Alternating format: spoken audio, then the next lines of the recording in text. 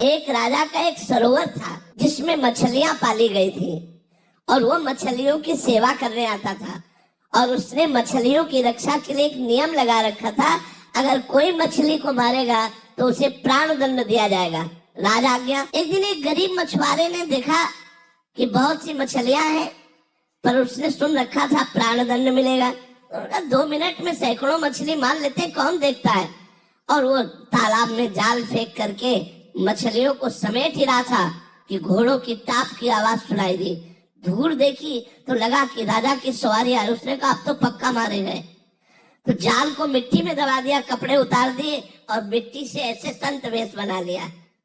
संत वेश बनाकर आंख मूंद कर बैठ गया। उसने सोचा प्राण बचाने का एक उपाय यही है। राजा वहां से निकले, देखा कि सरोवर के किनारे कोई संत, और बहुत बड़ा संत, क्योंकि शरीर में कोई कपड़ा नहीं, असरफियां ली, चुपचाप चरणों में जाके चढ़ाई, साष्टांग दंडवत हुए और धीरे से चले गए कि महाराज के ध्यान में विघ्न न पड़े। जब वो चले गए, उसने आंख खोला, देखा असरफियां जहां मुझे प्राण दंड देना चाहिए वहां मुझे नमस्कार करके चला गया।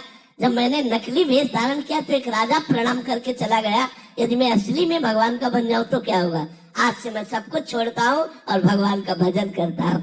तो अगर हम नकली भी भक्ति करेंगे तो एक झटका लगेगा, कोई घटना घटेगी और वो हमको असली भक्त बना देगी। इसलिए मुझे भक्ति करनी चाहिए, भले हम ड्रामा भक्ति का करें। एक दिन सही में असली में आप भक्त बन जाएंगे।